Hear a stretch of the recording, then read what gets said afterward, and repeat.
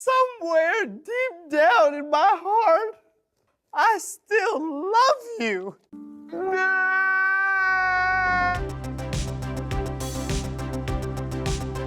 I don't know. I feel like I had to do that again. It just felt right. What is up, Flick fans? Welcome back to the channel. It's the finale, the final chapter in the To All the Boys I've Loved Before trilogy now that just dropped on Netflix today. We are going to review this film. I'm going to talk about whether or not it lived up to the hype, surpassed the second film, and, well, let's talk about it. So, senior year of high school takes center stage as Lara Jean returns from a family trip to Korea and considers her college plans, with or without Peter. Oh, no. And look, it's honesty time, right? You're watching this review for a handful of reasons. You're trying to see whether or not this is better than the second movie, because a lot of people did not like the second film. Understandably so. There were character decisions and certain things about that movie, and going back and watching it a second time, back to back with the first film, I was kind of able to see the really good elements, the positives about the first film, and how when you go right into the second,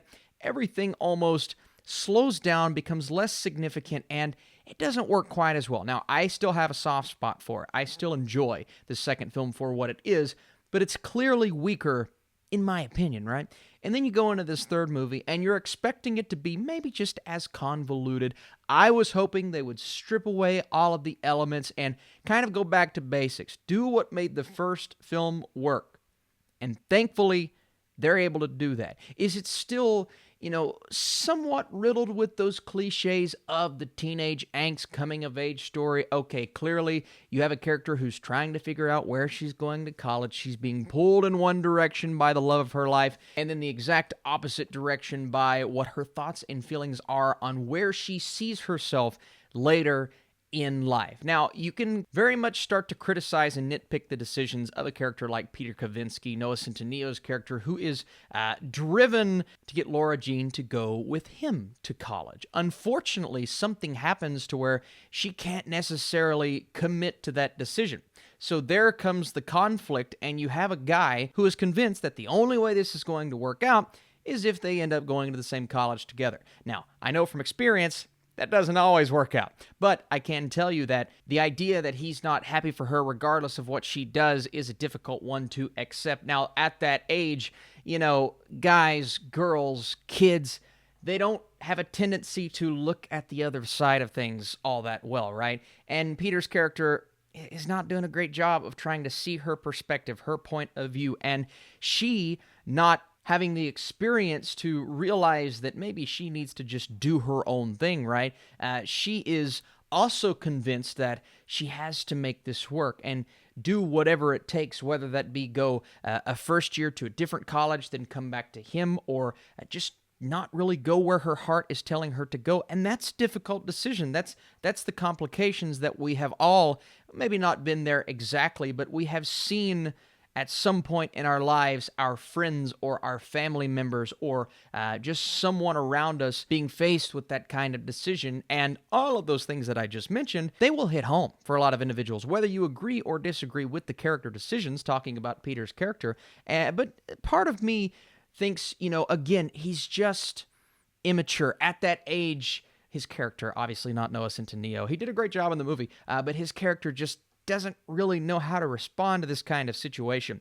And you are really rooting for Lara Jean to just do what makes her happy. Just go where her heart is telling her to go. And these are all of the things that I would not care about at all, right, if it was different characters and maybe a different set of writers. Because what these writers are able to do is evoke the emotions that we have all felt at some point in our lives without overdoing the cliches. We've seen other franchises, and I won't call them out.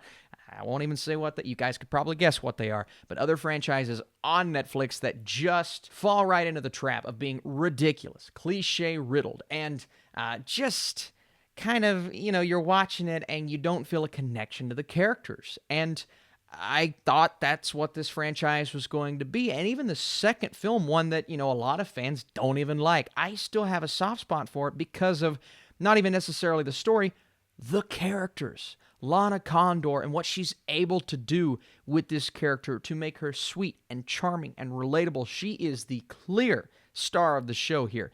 And it's actually a franchise that allowed me to look at Noah Centineo and say, this guy has something. He has charm. He has charisma. He has something to him. I see what everyone at Netflix is seeing in him, the reason they keep casting him in all of these movies, and most of the films that he's a part of, they're not very good. But this franchise allowed him to flex his chops, and I see his performance in this, and no, it's a very different kind of thing, but I see the talent there to take on maybe a better franchise. Obviously, he was rumored for He-Man for a long time, and now he has the new biopic that he's working on, and I'm like, you know what? I'm not upset that they're casting Noah Centineo.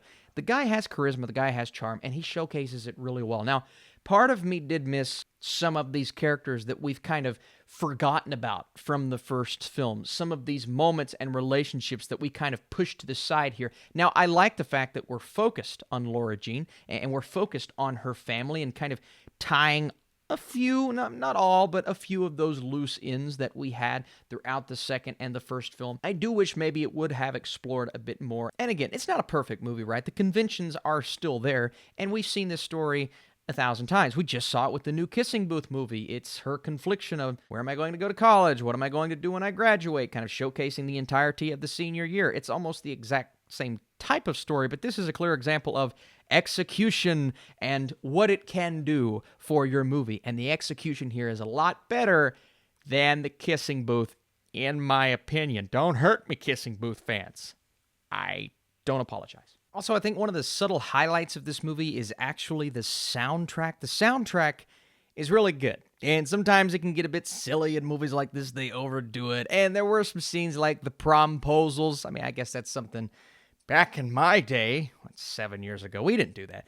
But I guess that's a thing. Okay, you have to include that. But the soundtrack is genuinely good. It fits. And when they travel to New York and she gets to live in that setting for a little bit, it provides for some nice, at least a nice change of pace for where these characters are. So I kind of liked it, right? They always take a trip in these kinds of movies, but they took a trip, and I thought the story was actually pretty sweet, pretty cute. So at the end of the day, I don't want to say too much more. You guys kind of know the movie you're getting yourself into. But To All the Boys, Always and Forever is definitely a movie worth watching if you're already invested in this trilogy. If not, it's probably not worth starting now. Lana Condor brings back every ounce of charm for a sweet and satisfying conclusion. If you guys enjoy this review, be sure to drop your thumbs up and come back. We have a lot more reviews this weekend. My score, it's actually going to be a 70% because I just thought this was a satisfying conclusion. A step up from the second film, especially after watching them back to back to back this week.